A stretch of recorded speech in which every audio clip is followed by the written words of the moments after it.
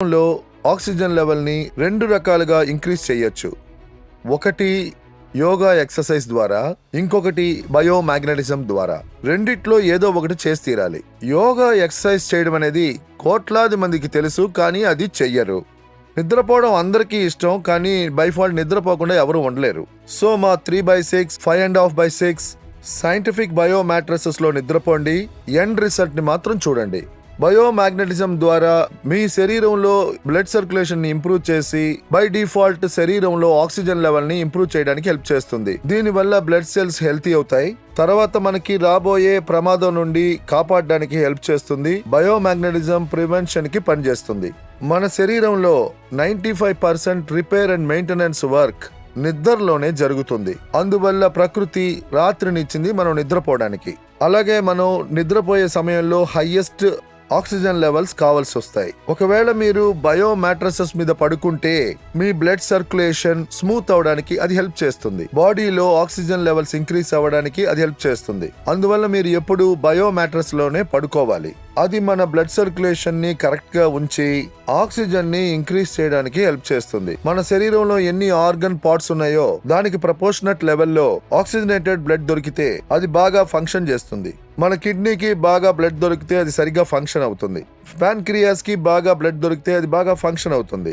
ఏ సమస్య ఉండదు. దాంతో పాటు ఇన్సులిన్ జనరేట్ అవుద్ది. ఎలా మనం నిద్రపోయేటప్పుడు మన బ్రెయిన్ లో పీనల్ గ్లాండ్ అనే ఒక ఆర్గన్ ఉంది. Pineal gland generates melatonin hormone. తర్వాత మెలటోనియన్ హార్మోనే ఒకే ఒక హార్మోన్ మనకి నిద్రని ఇవ్వగలదు. పీనల్ గ్లాండ్ ఎప్పుడు మెలటోనియన్ హార్మోన్ ని జనరేట్ చేస్తుందంటే దానికి కరెక్ట్ అయిన మోతాదులో ఆక్సిజనేటెడ్ బ్లడ్ దొరికినప్పుడు. ప్రాపర్ మోతాదులో ఆక్సిజనేటెడ్ బ్లడ్ దొరికిందంటే పీనల్ గ్లాండ్ మెలటోనియన్ హార్మోన్ ని జనరేట్ చేస్తుంది. అప్పుడు మనం 8 గంటలు ప్రశాంతంగా నిద్రపోవచ్చు. ఒకవేళ పీనల్ గ్లాండ్ కి ప్రపోర్షనేట్ ఆక్సిజన్ లెవెల్ దొరకకపోతే అప్పుడు పీనల్ గ్లాండ్ ప్రాపర్ ప్రపోర్షన్ లో మెలటోనియన్ హార్మోన్ ని జనరేట్ చేయదు. అప్పుడు మన నిద్ర చెడిపోతుంది. 2, 3, 4 గంటలే పడుకోగలం. అడల్ట్ బాడీకి మాక్సిమం 8 గంటల సేపు నిద్ర అవసరము. బయోమాగ్నెటిజం మన శరీరాన్ని బ్యాలెన్స్ చేయడానికి హెల్ప్ చేస్తుంది. ఒకవేళ మీరు ఎక్కువసేపు నిద్రపోయినా అప్పుడు మీరు వ్యాధిగ్రస్తులే. తక్కువ నిద్రపోయినా అంతే. బయోమాగ్నెటిజం టాప్ టు బాటమ్ మీ శరీరంలో హెల్ప్ చేస్తుంది. ఎందుకంటే ఇది సర్క్యులేటెడ్ సిస్టమ్ లో పనిచేస్తుంది. శరీరంలో ఆక్సిజన్ ఇంక్రీజ్ అవుద్ది. అప్పుడు మన శరీరం బ్యాలెన్స్ అవుద్ది. బ్లడ్ సెల్స్ హెల్తీగా ఉంటాయి. మన శరీరంలో నేచురల్ గానే సెల్ఫ్ హీలింగ్ కెపాసిటీ ఇచ్చింది. ఫర్ ఎగ్జాంపుల్ ఒకటి చెప్తాను. నా చేతి మీద ఒక స్క్రాచ్ ఏర్పడితే, అదే విధంగా కార్ లో ఒక స్క్రాచ్ ఏర్పడితే 3 నెలల తర్వాత ఏం స్క్రాచ్ కనిపిస్తుంది? చేతిలో ఉన్న స్క్రాచ్ కనిపించదు. లెఫ్ట్ లో స్క్రాచ్ అయిందా, రైట్ లో స్క్రాచ్ అయిందా అని మనకే తెలియదు. కానీ కార్ లో చూసారంటే సెల్ఫ్ హీలింగ్ కెపాసిటీ లేదు. అంటే హ్యూమన్స్ కి మన మనిషి బాడీలో నేచురల్ గా హీల్ అయ్యే కెపాసిటీని బాడీ ఇచ్చింది. ఈ ప్రపంచంలో మనుషులే కాదు జంతువులకు కూడా ఆ కెపాసిటీని ఇచ్చింది. అడవిలో బ్రతికే పులి కూడా భూమితో కలిసింది, ప్రకృతితో కలిసింది. అంటే పులి చూసారంటే భూమి మీదే పడుకుంటుంది, నీళ్లని తాగుద్ది, ప్రకృతిలోనే జీవిస్తుంది. అది మాత్రమే కాదు, రోడ్డు మీద ఉన్న కుక్కలు కూడా భూమితోనే కలిసి ఉన్నాయి. మనిషి కూడా అంతే, ప్రకృతితో కలిసి ఉన్నాడు. కానీ వాడి శరీరం 150 సంవత్సరాలకి సృష్టించబడింది. కానీ 40-50 ఏళ్లకే అది చెడిపోయేలాగా చేసి నాశనం చేస్తున్నారు. మిత్రులారా, ఇండియా డయాబెటీస్ కి క్యాపిటల్ అయింది. ప్రపంచంలోనే డయాబెటీస్ పేషెంట్స్ ఎక్కువగా ఇండియాలో ఉన్నారు. ఎందుకంటే దురదృష్టవశాత్తు మన ఫుడ్ కార్బోహైడ్రేటెడ్ ఫుడ్ ని మీరు వెజ్ గానీ నాన్ వెజ్ గానీ ఏది తీసుకున్నా 2.5 గంటల్లో అది ఫ్యాటీ యాసిడ్ గా కన్వర్ట్ అయ్యి అది గ్లూకోజ్ గా కన్వర్ట్ అవుతుంది. దాన్ని నాశనం చేసే పని ఇన్సులిన్ ది. ఇన్సులిన్ మీ శరీరంలో డిసాల్వ్ ఆక్సిజన్ వల్ల ఫ్యాటీ యాసిడ్ తర్వాత గ్లూకోజ్ ని మండించి ఎనర్జీగా కన్వర్ట్ చేస్తుంది. కానీ ఈ రోజు మన బ్లడ్ సర్క్యులేషన్ డిస్టర్బ్ అయినందువల్ల ఇన్సులిన్ ప్రాపర్ ప్రపోర్షన్ లో గ్లూకోజ్ ని బర్న్ చేయలేకపోయింది. ఇప్పుడు మీరు బర్న్ చేశారు, ఒక పక్క గ్లూకోజ్ జనరేట్ అవుతుంది, ఇంకో పక్క ఇన్సులిన్ జనరేట్ అయింది. కానీ ఒకవేళ మీ బాడీలో డిసాల్వ్ ఆక్సిజన్ కొరత ఏర్పడితే అప్పుడు ఇన్సులిన్ గ్లూకోజ్ ని బర్న్ చేయలేదు. అవి కొంచెంగా బర్న్ చేస్తుంది, బర్న్ చేయదు, అలా చేస్తూనే ఉంటుంది. దీనివల్ల మీ శరీరంలో గ్లూకోజ్ పెరుగుతూనే ఉంటుంది. తర్వాత డయాబెటీస్ అనే భయంకరమైన వ్యాధి మీ శరీరంలో ఏర్పడుద్ది. డయాబెటీస్ యాక్చువల్ గా క్యాన్సర్ కన్నా దారుణమైనది. డయాబెటీస్ మీ లోపలే ఉండి మిమ్మల్ని బోలుగా మారుస్తుంది, మీ శరీరాన్ని దొలిచేస్తుంది.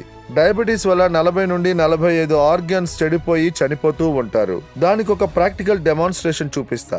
ఇన్సులిన్, గ్లూకోజ్ తర్వాత ఆక్సిజన్ ముఖ్యత్వం ఏంటో చూపిస్తాను. ఇక్కడ టేబుల్ మీద నేను ఒక క్యాండిల్ ఉంచాను.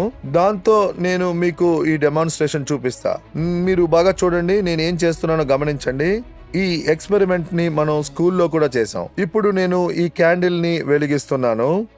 ఇప్పుడు ఈ క్యాండిల్ వెలుగుతుంది. ఈ క్యాండిల్ బాగా వెలుగుతుంది. ఇప్పుడు నేను దీని మీద ఈ గ్లాస్ ని బోర్లో పెడతాను. మీకు తెలుస్తుంది శరీరానికి ఆక్సిజన్ ఎంత ముఖ్యమో. నేను ఇప్పుడు ఏం చేస్తున్నాను, ఈ క్యాండిల్ మీద ఈ గాజు గ్లాసుని మూస్తున్నాను. ఇప్పుడు తర్వాత ఏం జరుగుతుందో చూడండి. దీని ద్వారా దీని ముఖ్యత్వాన్ని మీకు చెప్తాను.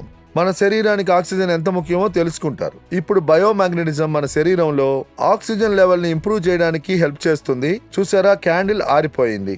చూసారా, నేను ఇదే మీకు చెప్పాను. ఇప్పుడు మీరు తిన్నది గ్లూకోజ్ గా మారిపోయింది. ఇన్సులిన్ తయారైంది. ఇప్పుడు ఇన్సులిన్ గ్లూకోజ్ ని ఎలా బర్న్ చేయగలదంటే మన శరీరంలో ప్రాపర్ గా ఆక్సిజన్ ఉంటేనే. ఈ క్యాండిల్ ఎగ్జాంపుల్ నేను ఎందుకు ఇచ్చాను మీకు? క్యాండిల్ వెలిగింది, తర్వాత 15 సెకండ్లో ఆరిపోయింది. క్యాండిల్ 15 సెకండ్ల వరకు ఎలా వెలిగింది, తర్వాత ఎలా ఆరిపోయింది? దీనికి ఒకే కారణం, ఆక్సిజన్ కొరతే. ఆక్సిజన్ దొరకకపోతే అది ఎలగలేదు, ఆరిపోతుంది. సో ఇన్సులిన్ పని అదే. ఇన్సులిన్ గ్లూకోజ్ ని మండిస్తుంది. కానీ గ్లూకోజ్ ని ఎలా మండించగలదంటే మన శరీరంలో సరిపడే అంత ఆక్సిజన్ ఉండాలి. ఇప్పుడు బయోమాగ్నెట్ ఏం చేస్తుంది, మన శరీరంలో ఉన్న బ్లడ్ సర్క్యులేషన్ ని ఇంప్రూవ్ చేసి శరీరంలోని డిజాల్వ్ ఆక్సిజన్ ని ఇంక్రీజ్ చేస్తుంది. అప్పుడు ఇన్సులిన్ పెరుగుద్ది, ఇక్కడ గ్లూకోజ్ పెరుగుద్ది. అప్పుడు సరైన మోతాదులో ఆక్సిజన్ దొరికిందంటే అప్పుడు ఇన్సులిన్ గ్లూకోజ్ ని ఈజీగా బర్న్ చేసి దాన్ని కన్వర్ట్ చేస్తుంది. ఆ తర్వాత శరీరంలో డయాబెటీస్ అనే వ్యాధే ఉండదు. ఎందుకంటే డయాబెటీస్ చాలా భయంకరమైన ప్రమాదకరమైన వ్యాధి. సో ఈ ఎగ్జాంపుల్ మీకు అర్థమైంది అనుకుంటాను. శరీరంలో ఆక్సిజన్ అవసరం చాలా ముఖ్యం. మన శరీరంలో ఉన్న బ్లడ్ సెల్స్ ఆక్సిజన్ వల్లే బ్రతికున్నాయి. సో ఇదే ఆక్సిజన్ ముఖ్యత్వం.